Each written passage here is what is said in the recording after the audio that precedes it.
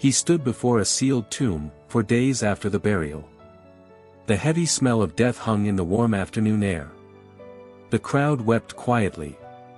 The dead man's sisters looked at him with swollen eyes, their voices cracking under the weight of grief.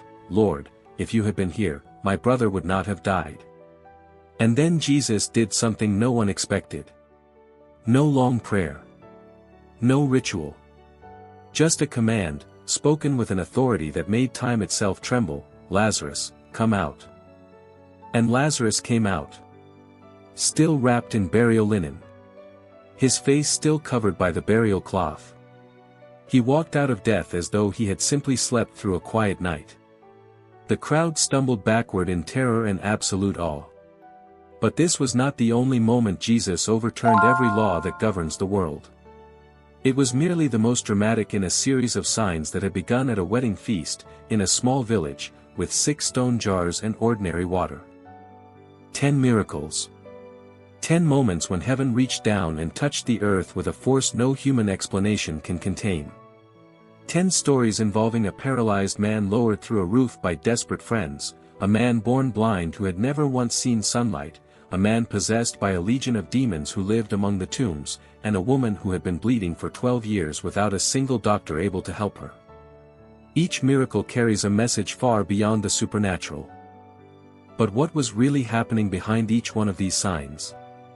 Why did Jesus choose exactly these moments and not others? What was he trying to reveal, and to whom? Is there an invisible thread connecting all 10 miracles, forming a progressive revelation about who he truly was?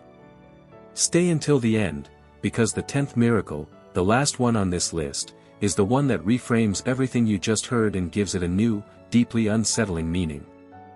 To understand the miracles of Jesus, you first need to understand the world in which they happened. First-century Palestine was an occupied territory, impoverished, volatile, and stretched tight with tension. The Jewish people had lived under Roman rule for decades. Taxes were crushing. Violence was constant. And in the middle of all that, illness and daily tragedy were read as signs of God's wrath, punishment for sins committed by the sick, or by their parents.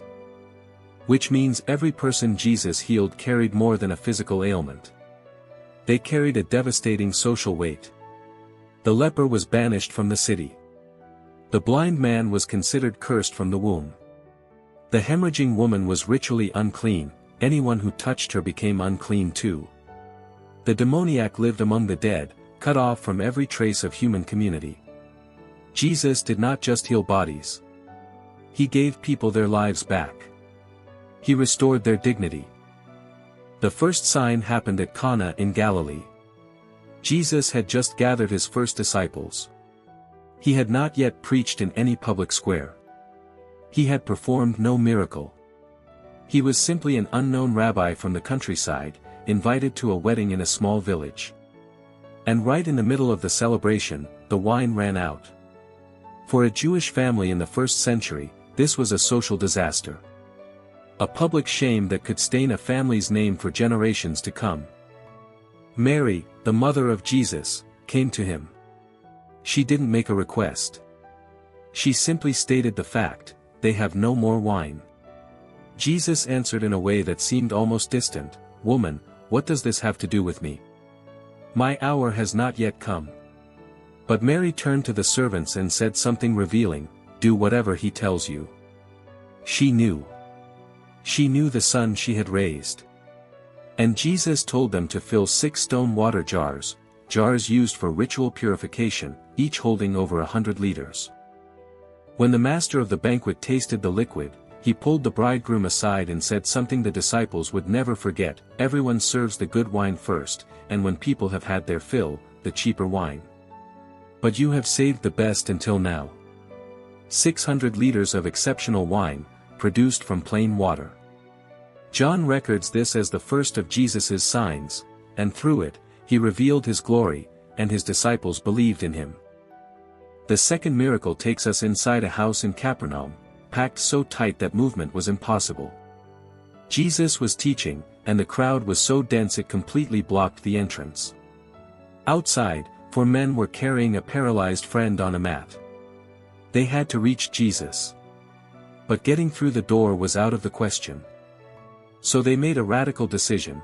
They climbed up the outside of the house, tore open the roof, and lowered their friend down on his mat, right at Jesus' feet.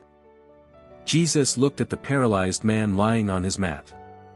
Then he said something that stunned everyone in the room, "Son, your sins are forgiven." The scribes and Pharisees muttered in outrage, "Who was this man to forgive sins?" That was God's authority alone. Blasphemy.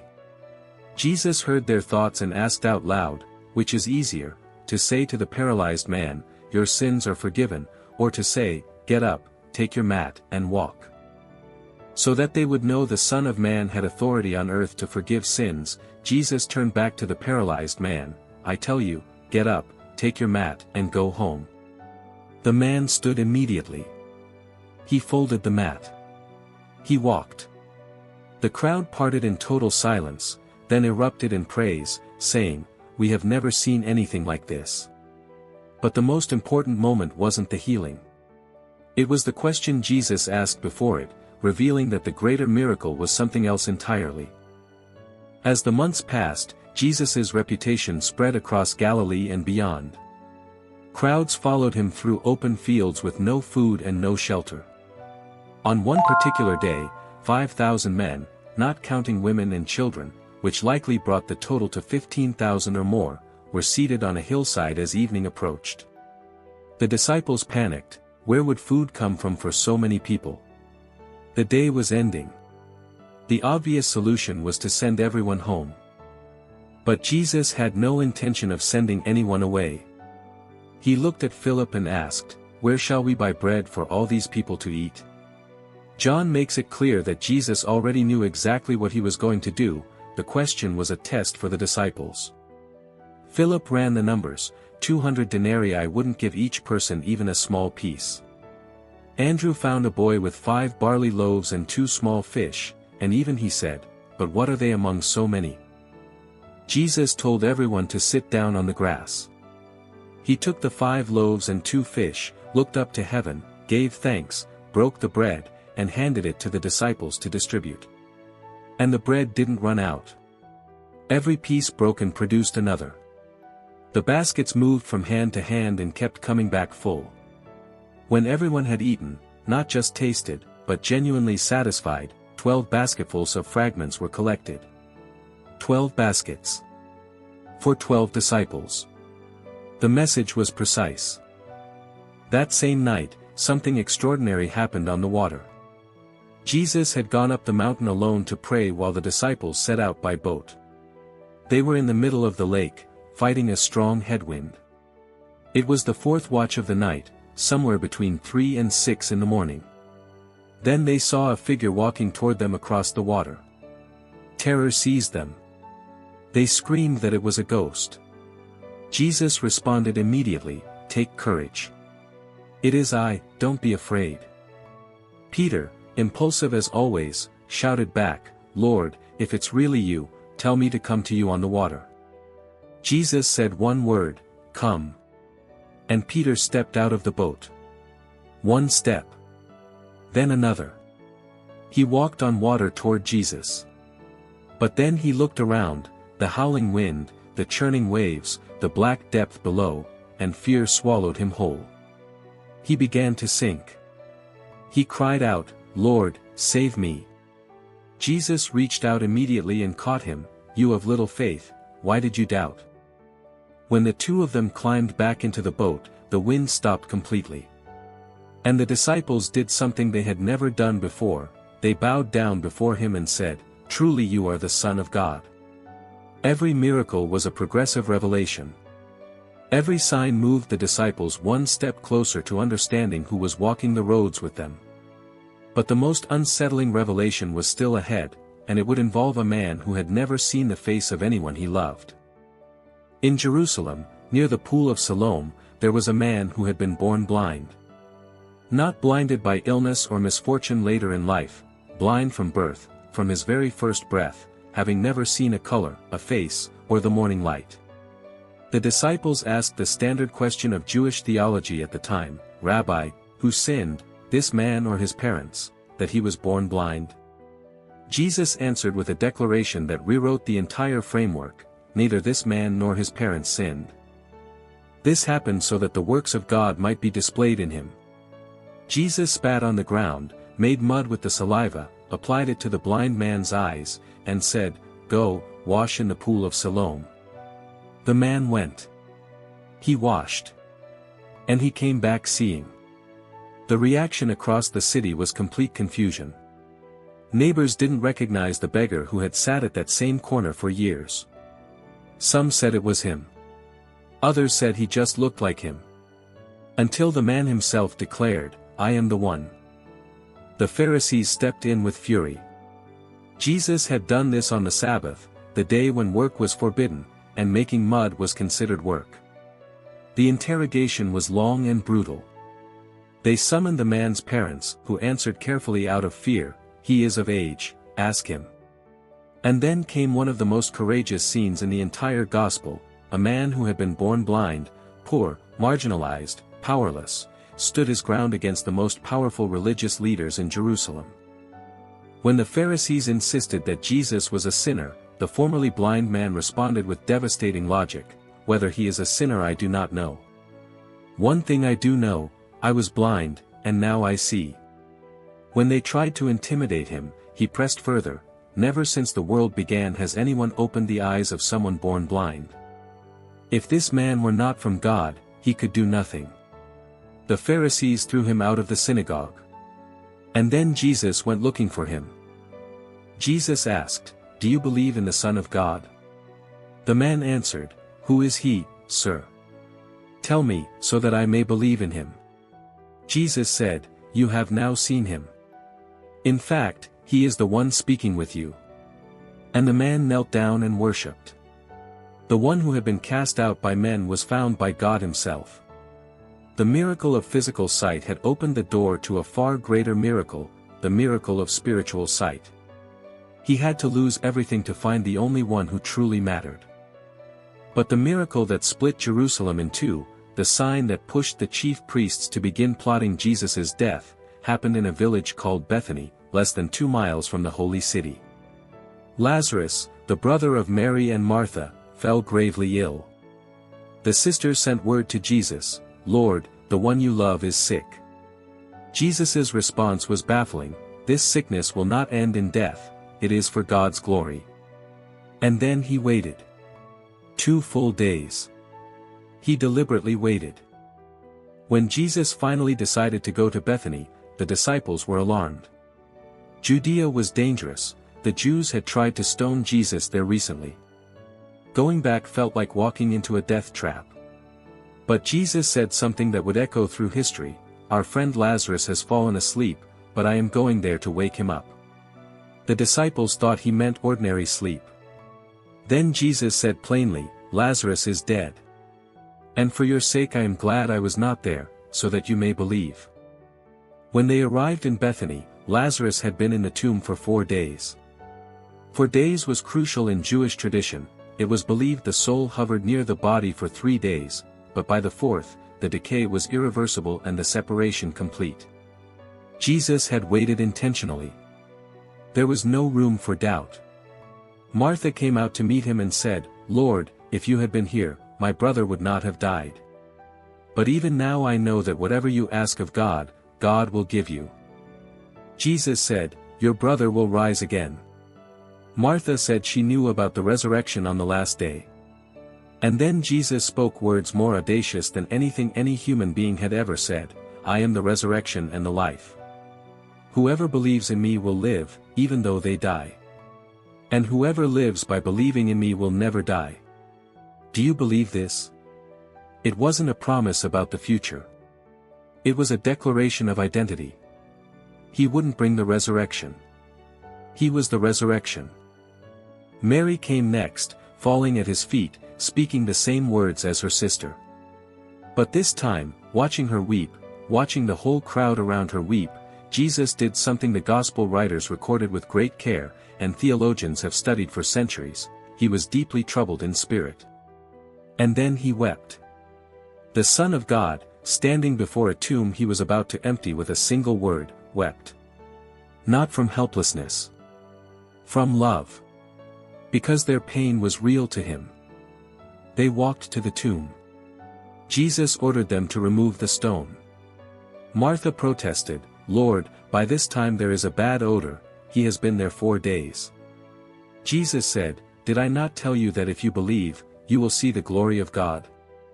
They removed the stone. Jesus lifted his eyes to heaven and prayed aloud, not to tell God what was coming, but so the crowd would understand where the power came from. Then he called out in a loud voice, "Lazarus, come out." And the dead man walked out. Not all of Jesus's miracles unfolded against a backdrop of grandeur. Some revealed his compassion for the forgotten, the ones who didn't make it into the main stories, the ones society had long since learned to look past. While traveling between Samaria and Galilee, Jesus encountered 10 men who stood at a distance. They couldn't come closer. The law forbade it.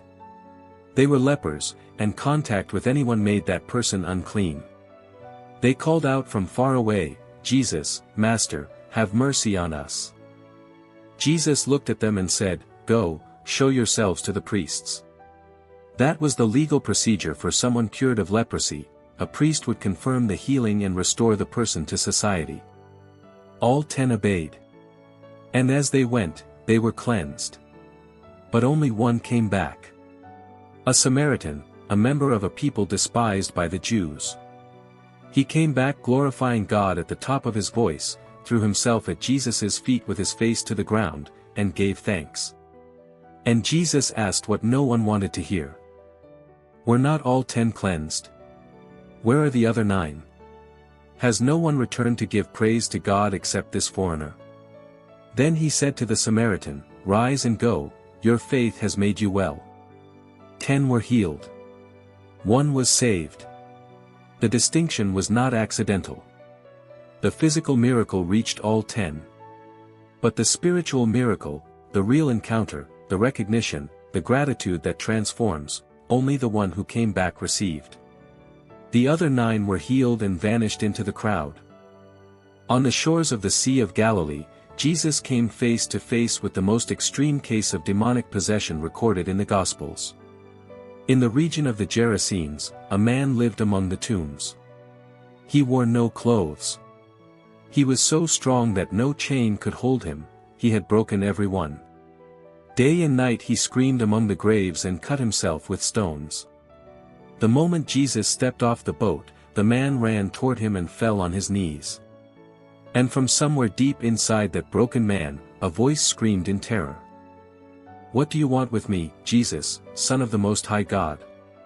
In God's name, don't torture me." It was demons speaking. When Jesus asked his name, the answer was, "My name is Legion, for we are many." A Roman legion numbered 6,000 soldiers. That man's soul was under an occupation that had shattered him completely. The demons begged not to be driven out of the region, asking Jesus to let them enter a large herd of pigs, about 2,000 of them, feeding on a nearby hillside. Jesus gave them permission. The pigs rushed down the steep bank and drowned in the lake. The herdsmen fled to the town. When the crowd came out to see what had happened, they found the man who had been possessed sitting there, dressed, and in his right mind. They were terrified, not of the legion of demons, but of the peace that had replaced them. And they begged Jesus to leave their region. The man who had been healed asked to go with Jesus. Jesus gave him one of the most unusual instructions in the Gospels. "Go home to your own people, and tell them how much the Lord has done for you and how he has had mercy on you." The man who had been excluded from everything returned home as a messenger. And he obeyed. He traveled through the Decapolis, announcing what Jesus had done. That entire region heard the testimony of the one man Jesus had healed and sent back, not as a disciple who would follow him, but as a witness planted inside a culture that needed to hear exactly that story. That same day, 2 miracles happened woven together in a way only Mark captures with its full dramatic tension. Jairus, a synagogue leader, threw himself at Jesus' feet in public, a humiliating act for a man of his standing, and begged him to come to his 12-year-old daughter, who was dying. Jesus went. The crowd pressed around him from every side. And it was in that crush of bodies that a woman made a decision. She only needed to touch the hem of his cloak. She had been bleeding for 12 years. She had spent everything she had on doctors. None had helped her. In fact, she had gotten worse. She was ritually unclean, which meant everything she touched became unclean.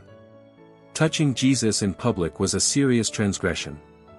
But she told herself, if I just touch his clothes, I will be healed. She touched them. And instantly the bleeding stopped. She felt it in her own body, she was healed. And Jesus stopped dead in the middle of the crowd. Who touched my clothes? The disciples couldn't believe the question. The entire crowd was pressing against him, and he was asking who touched him. Jesus had felt power go out from him. The woman, trembling, fell at his feet and told him the whole truth. Jesus said, "Daughter, your faith has healed you. Go in peace and be freed from your suffering." At that moment, a messenger arrived from Jairus' house. "Your daughter is dead. Why bother the teacher anymore?" Jesus heard and said only, "Don't be afraid. Just believe." At Jairus' house, there was loud weeping and wailing. Jesus said the girl was not dead, only sleeping. They laughed at him. He put them all outside, went in with the parents and 3 disciples, took the girl by the hand, and said to her in Aramaic, "Talitha koum," which means, "Little girl, I say to you, get up." She stood up immediately and began to walk. She was 12 years old. Her parents were completely overwhelmed with astonishment. And Jesus told them to say nothing to anyone, and to give her something to eat. 10 miracles. Each one pointed beyond a physical cure. The wine revealed kingdom abundance. The paralyzed man showed forgiveness surpasses healing.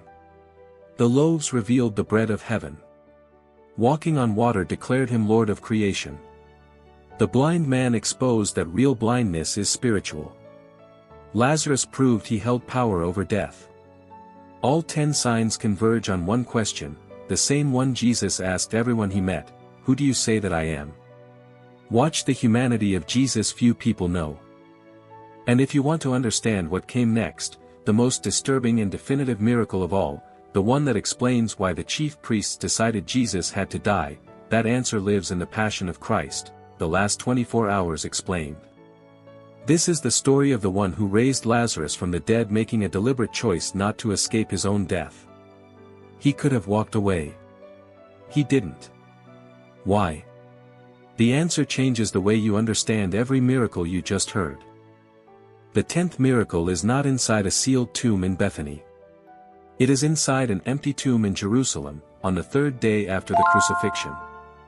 It is the only miracle no one witnessed, because it happened in total silence before dawn, with no audience, no disciples, no crowd. Just a dead body and a power that has no human name. If this story moved something in you, subscribe now, because the next chapter in this series takes us to the place where everything finally starts to make sense.